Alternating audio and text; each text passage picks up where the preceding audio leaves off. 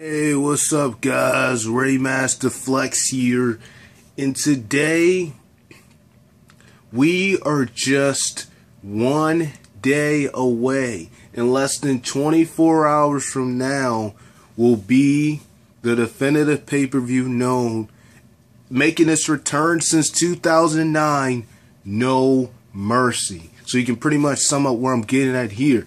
I could not help but make a video revolving the WWE, and with it just being one day before WWE's No Mercy tomorrow, this Sunday, tomorrow on pay-per-view, I could not help but do my prediction about who I believe is going to win, you know, throughout the matches tomorrow. Now, mind you, I did say that I'm going to start back doing wrestling videos, and this is the start. This is the start for me starting back doing these wrestling videos now. This is my first one coming back doing a wrestling video. I had all that other stuff that's been going on, but let's get right on topic. This right here is my WWE No Mercy 2016 prediction. So without further ado, let's get started. And of course, I never go in order with my predictions. So first up, you have you've got Rhino and Heath Slater versus the Usos for the SmackDown Tag Team Championships. Now, honestly, as a lot of people have said, and I've heard a lot of rumors, you know, a lot of different things go out there, Slater and Rhino are not going to last long as tag team champions. I mean, the whole gist of them doing that was just so that they can give Slater his contract, just so that he can get his contract to be on SmackDown, because he had been constantly ripping to both shows, because during the draft he wasn't picked, he didn't have a spot, he was a free agent, so he was trying to go on both shows and get them to sign him, and every match they put him in he lost, until finally he teamed with Rhino and they won the tag team tournament, and they ended up winning at Backlash and becoming the tag team champions. Now, despite the fact that I do believe that Heath Slater and Rhino are not going to be the tag team champions for long, I do think that they are going to beat the Usos. Now, I think that the Usos winning the tag team championships could actually extend their feud with the American Alphas, because we've seen their recent attack towards the American Alphas, and we've seen how they try to take Chad Gable out on his leg. They did Jason the same way, but Chad Gable was like the main guy that they attacked his leg during their match. When they lost to the American Alphas, they immediately turned heel. This was something that they have not been since they actually debuted in WWE, since around 2010. So it was a drastic change for the Usos. So for this match, just for now, I'm going to say that Heath Slater and Rhino are going to come on top. I think that they're going to be able to retain. I think that they're going to retain their tag team championships at No Mercy. Even though I do believe somewhere down the line they're going to lose the tag team championships, because it was only a way to get Heath Slater actually out there, to get him back in the title picture, just to get him get that whole storyline about him not being signed, to get that away and everything. So, you know, I'm going to say that Heath Slater and Rhino will retain the tag team championships. I think that they are, without a shadow of a doubt. Next up, you have the SmackDown Women's Championship. You've got Becky Lynch versus Alexa Bliss. Now, for this match, you know, and let me also say that the build-up for these matches have been really, really good. Let me say that too. The build-up for these matches have been really good. They've done a heck of a job with the build-up towards these matches. Because for Backlash, a pay-per-view that did not have much build-up, that turned out to be a pretty good pay-per-view for SmackDown. So I'm hoping that No Mercy, you know, is just as good as Backlash was. Because one of the reasons why Backlash was so good was because we had a crown of champions. The only championship that didn't change was the Intercontinental Champion, but we had 2 new sets of champions on the same night, so it was a really good pay-per-view for Backlash, despite the build-up that they've been doing. But for No Mercy, this has just been a heck of a build-up, and I just give them so much credit for what they've done with these storylines. And the Divas, and this Diva thing with Alexa Bliss and Becky Lynch, I really have liked it. I think it's been actually getting somewhere. Of course, Alexa Bliss has been saying that Becky Lynch doesn't deserve to be champion and stuff like that. But at the end of the day, I'm going to go with Becky Lynch. I don't see Becky Lynch losing the title this early. It would be really dumb for them to have her lose it to Alexa Bliss, and she's just won the title a month ago at Backlash. It would make no sense for Alexa Bliss to win it this early. So I'm going to go and say that Becky Lynch will retain her women's championship at No Mercy. Definitely Alexa Bliss, who knows, somewhere down the line she might get her opportunity and become champion, but this is not the time. This is Becky Lynch time. Becky Lynch has come a long way, especially from last year when Team PCB formed and she was a part of that team. And, ever since then, and people have constantly been saying they wanted to see her as champion. Now she's champion, so definitely I'm going to go with Becky Lynch. Becky Lynch is going to beat Alexa Bliss at No Mercy. I have to go with Becky Lynch without a shadow of a doubt. She will retain her women's championship. Next up, and by the way, there is a pre-show match between Jack Swagger and Baron Corbin, but like I say, I don't do predictions on those because, quite frankly, I don't care about pre-show matches. They're just that. They're pre-show matches. I only do my predictions on the main card. I do not care about pre-show matches. But anyway, next up you have, and this one, this match that I'm about to get to is extremely interesting, the story that they've done with this match. You've got Randy Orton versus Bray Wyatt. Now, this is pretty tricky. This has been really pretty tricky because, first of all, let me just say that I like how, they pretty much had it where Randy Orton was actually getting the mind games. He was actually playing mind games on Bray Wyatt the same way that Bray Wyatt was trying to play mind games on him. And it was just looking really interesting how they've built this thing between Randy Orton and Bray Wyatt. And I have to say that they were supposed to face each other at Backlash, but of course that didn't happen because he injured Randy Orton, so Randy Orton wasn't able to compete. So instead they put him in a match with Kane, which that didn't do Bray Wyatt no good because he ended up losing because of Randy Orton. And this is how I feel about this match. I mean, you can look at it in two ways. Orton came back before SummerSlam. He ended up losing the SummerSlam against Brock Lesnar. Bray Wyatt his momentum hasn't really gotten that big as of late, and he has yet to win a pay-per-view, and so does Orton since coming back. So it's kind of like this. the way how I feel about this match is, who is it really going to benefit more? And I think that Orton, you know, I would love to see Randy Orton win this match, because Randy Orton has yet to win a pay-per-view since coming back, which, you know, he only has wrestled in one pay-per-view, and that was SummerSlam. But, you know,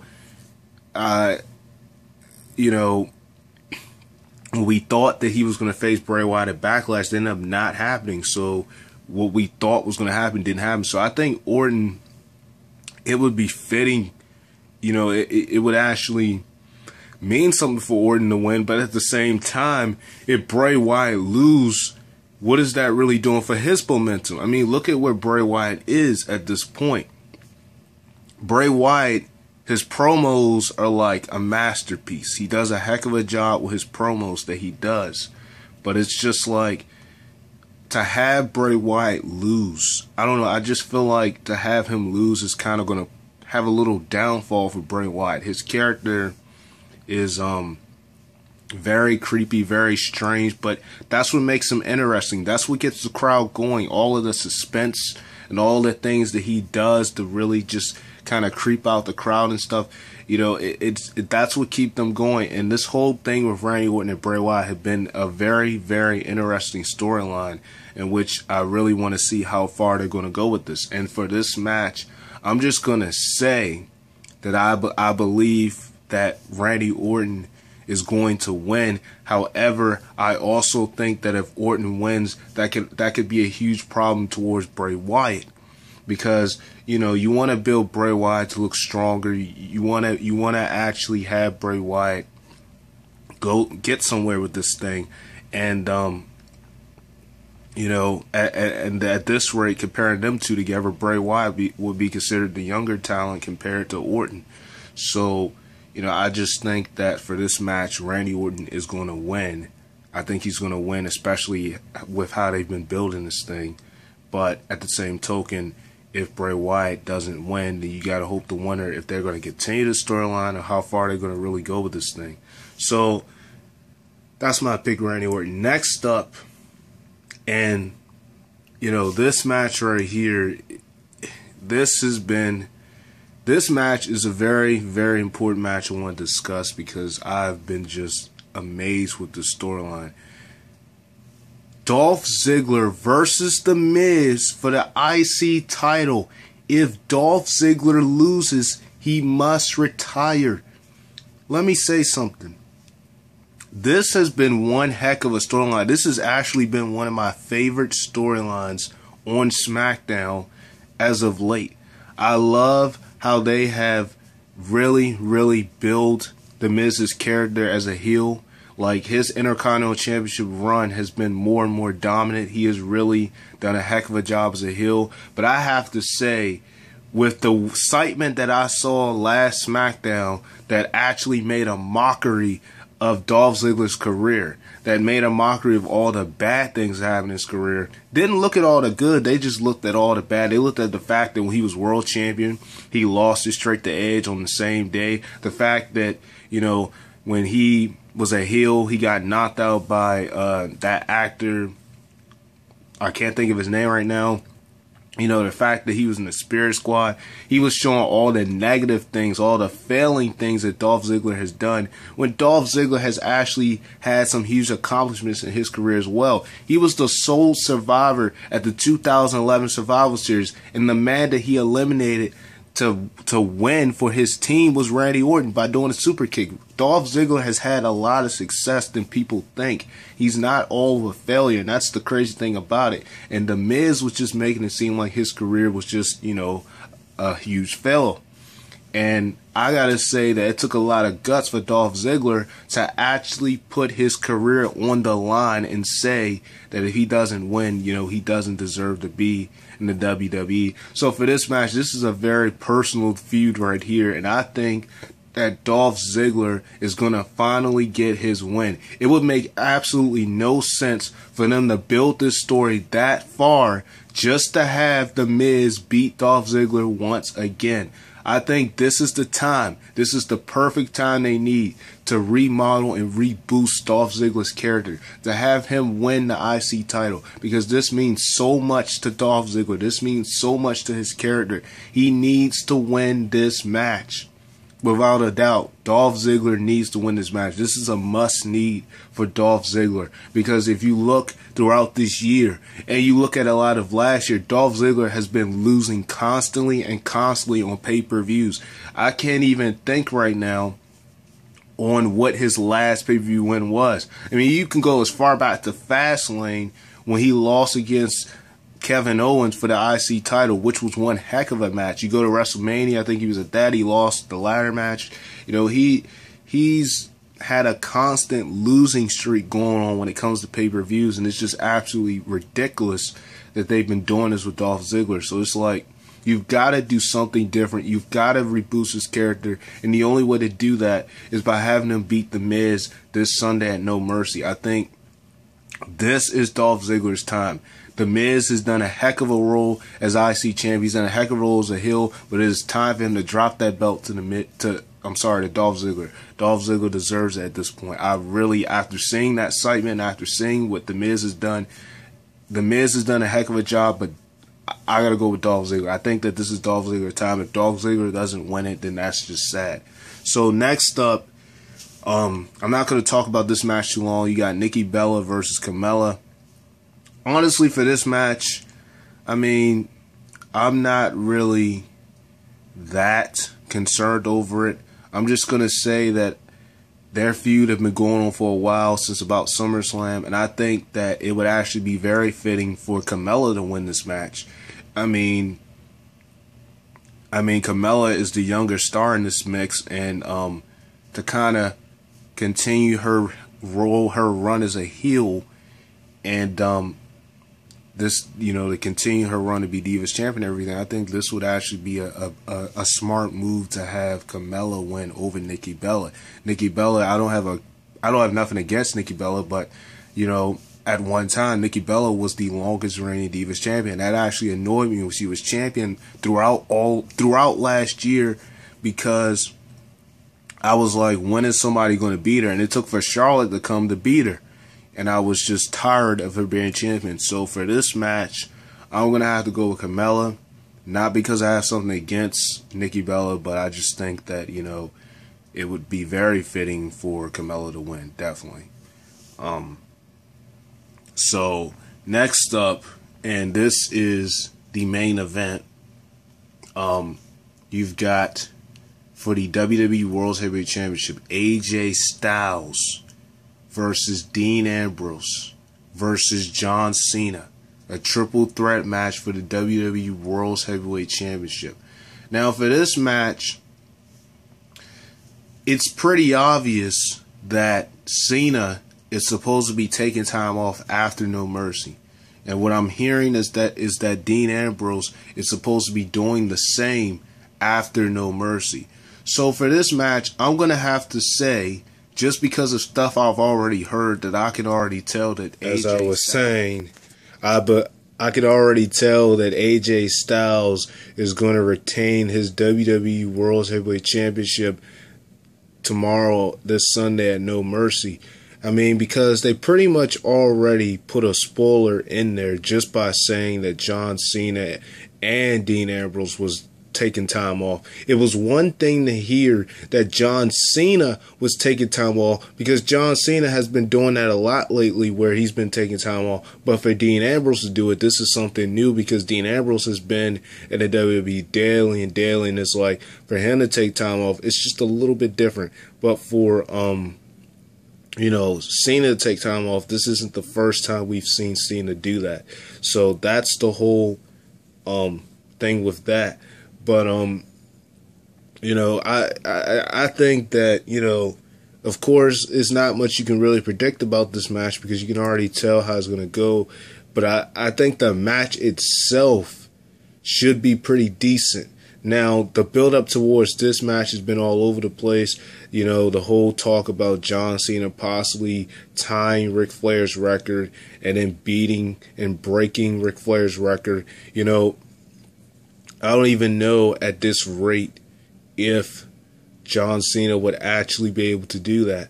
I mean, of course, No Mercy isn't going to be the time for him to do it, but you gotta start to wonder exactly how much further are they going to go with this Cena and AJ Styles feud. And I say that because let's remember, John Cena is 0-2 against AJ Styles one-on-one. He has beaten AJ Styles in a tag team match that was not too far after Money in the Bank. That was like, what pay-per-view was that? I'm trying to think what pay-per-view. It was like the very next pay-per-view.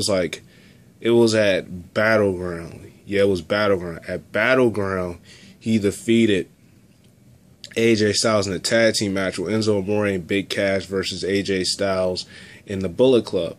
And they won. His team won. Cena's team won. And this was right before the draft. No, this was after the draft. The draft had already taken place. July 19th had already passed. This was right after the draft, but this was the final time that they were going to be together, because after this is when they completely got split up because of the brand extension. So it put the Bullet Club on Raw and AJ Styles and Cena on SmackDown, and Big Cash and Enzo Amore went on Raw.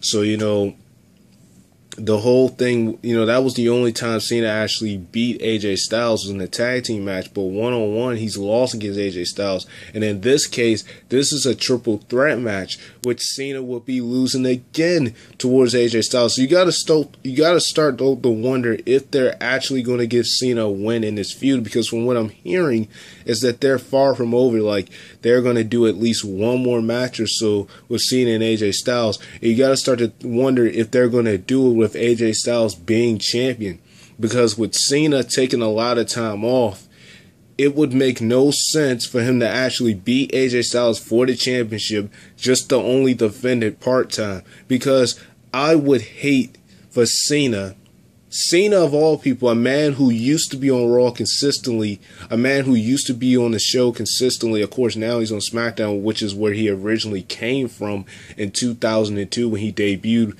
when he went against Kurt Angle. But, I would hate to see someone like Cena win the title and then he's barely on TV. I would hate to see that, because that's something that Lesnar did when Lesnar was champion. This is why I didn't like when Lesnar was champion, because when he was champion, when he beat Cena in that squash match at SummerSlam 2014, he held the title up until WrestleMania. He only defended the title 2 times, which was Night of Champions and the Royal Rumble. And other than that, he just kept the title. He never defended it any other time. And it was just very bad. Like, he rarely showed up. He kept the title for so long. He kept the title, barely defending it as a part-time. And I would hate for Cena to do that exact same thing. So they really need to think, if they're actually thinking about continuing the feud with AJ Styles and Cena, they really need to think on if they're going to have AJ Styles as champion at that point, or if AJ Styles is not going to be champion. Because if he is going to be champion and Cena wins, what would that do for Cena? And if he's not going to be champion and Cena wins, it would just be a way for them to have Cena finally get his win over AJ Styles. Because let's not forget, AJ Styles is still 2-0 against Cena on one-on-one competition. And this match is the triple threat match. So you can obviously see that for this match, based on what I'm hearing and based on the rumors and such, AJ Styles will retain his WWE World Heavyweight Championship. I don't know how he's going to retain it, but he will retain it somehow, some way. You just got to hope to wonder how far they're going to go with AJ Styles and Cena feud. You also got to start to wonder, with Cena taking time off and with Dean Ambrose taking time off, who's next? Who's going to be next on the list that they're going to give AJ Styles after this match at No Mercy? You got to hope to wonder who they're going to have AJ Styles face next, because everybody else is pretty much already busy. You got Dolph Ziggler and The Miz going back and forth, and if I already talked about that. And then it's really no other person as of right now that I can actually see them putting next to face AJ Styles for his title. But we'll see. That remains to be seen. So I hope to see how No Mercy turns out tomorrow. And hopefully this is a good match. I mean, I think it is going to be a pretty decent match. You got Cena, you got Dean Ambrose, you got AJ Styles. I think it's going to be a pretty decent match. I just don't know exactly how it's going to turn out. I think it's going to be a good match for the overall, but I don't know exactly how it's going to turn out. But hopefully it's a